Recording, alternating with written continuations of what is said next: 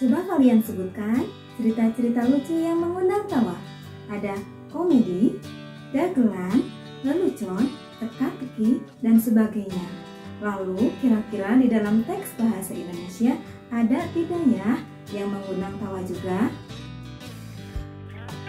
Halo semuanya, perkenalkan nama saya Yanti. Sebelumnya kalian sudah menjawab jenis-jenis cerita lucu bukan? Nah, di dalam bahasa Indonesia ternyata ada juga teks yang lucu, mengandung makna, serta di dalamnya terdapat sebuah kritikan, yaitu teks anekdot. Lalu bagaimana caranya kita mengetahui pesan atau kritikan yang terdapat di dalam teks anekdot tersebut? Yang pertama, tentukan pokok-pokok isi dari teks anekdot. Yang kedua, menganalisis pesan moral atau makna tersirat dari teks anekdot. Sebelum saya lanjutkan penjelasan mengenai teks anekdot, sekarang mari kita perhatikan dua teks berikut. Surat cinta tukang buah dan tukang sayur. Wajahmu memang manggis, sifatmu juga melankolis, tapi hatiku nanas karena cemburu. Terasa sirsak napasku, hatiku anggun lebur. Ini dilema dalam hidupku. Memang, ini salahku, jarang apel di malam minggu.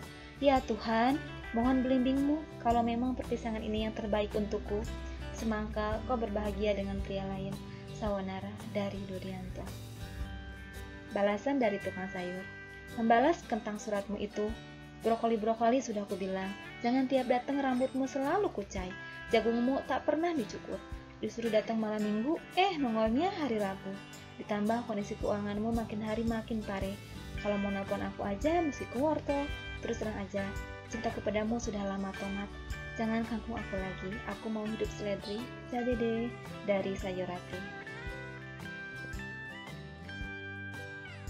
Antara teks yang kedua di sini ada teks yang berjudul Aksi Maling Tertangkap CCTV. Seorang warga melapor kemalingan. Pak, saya kemalingan. Kemalingan apa? Mobil pak, tapi saya beruntung pak. Kemalingan kok beruntung? Iya pak, saya beruntung karena CCTV merekam dengan jelas. Jadi saya bisa melihat dengan jelas wajah malingnya. Sudah minta izin malingnya untuk merekam? Belum. Sambil menatap polisi dengan penuh keheranan. Itu ilegal, Anda saya tangkap. Pelapor hanya bisa pasrah tak berdaya. Kedua teks sama-sama lucu bukan? Untuk teks yang pertama berjudul Surat Cinta Tukang Buah kepada Tukang Sayur. Teks yang kedua berjudul Aksi Maling Tertangkap CCTV. Nah, di sini teks yang kedua ini selain lucu, di dalamnya juga mengandung sebuah kritikan atau pesan moral. Sementara teks yang pertama di sini hanya bersifat menghibur saja. Berarti teks anekdot adalah teks yang kedua, yaitu teks yang tidak hanya lucu, tapi di dalamnya mengandung sebuah kritikan. Teks anekdot yaitu teks yang singkat, lucu, mengandung pesan moral atau kritikan. Biasanya yang dikritiknya itu adalah tokoh penting atau orang yang terkenal. Lalu kira-kira kritikan apa yang ingin disampaikan penulis kepada pembaca dari teks yang kedua ini? Atau pesan moral apa yang ingin disampaikan? Mari kita analisis bersama. Untuk mengetahui pesan moral atau makna tersirat, langkah yang pertama kita lakukan yaitu mencari pokok-pokok isi dari teks anekdot tersebut. Coba kalian perhatikan teks di depan. Nah, di sini Ibu sudah menandai beberapa penggalan dialog. Ada dialog nomor 6, nomor 7, dan nomor 9.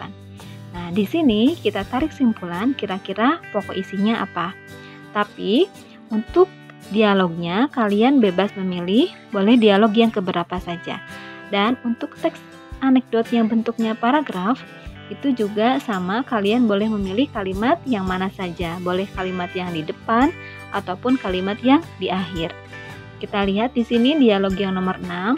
Ada kalimat, "Iya Pak, saya beruntung karena CCTV merekam dengan jelas. Saya bisa melihat dengan jelas wajah malingnya." Berarti di sini adanya barang bukti yaitu rekaman CCTV. Terus yang ketujuh, sudah minta izin malingnya untuk merekam?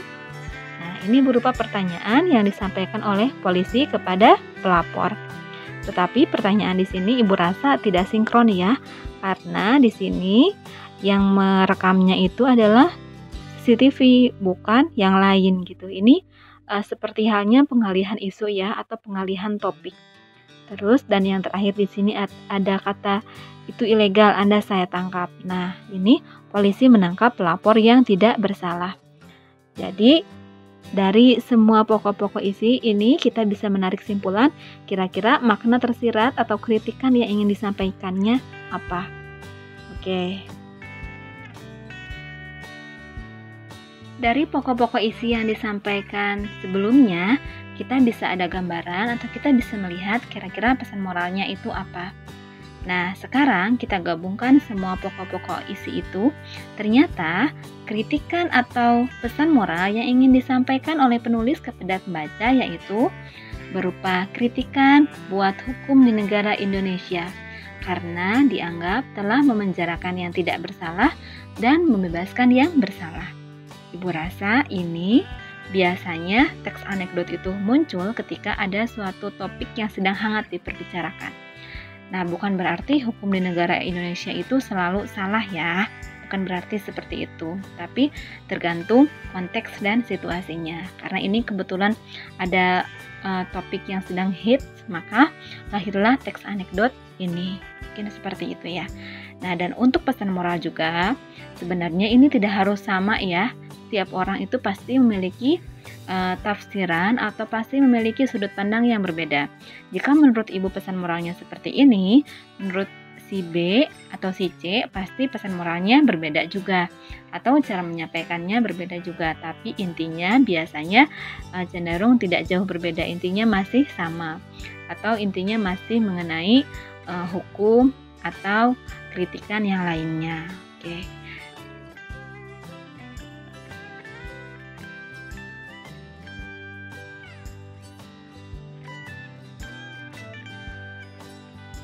Bagaimana caranya mencari pokok-pokok isi, pesan moral, serta makna tersirat? Mudah bukan? Semoga apa yang saya sampaikan dapat bermanfaat buat kita semua. Jangan lupa tetap semangat belajar.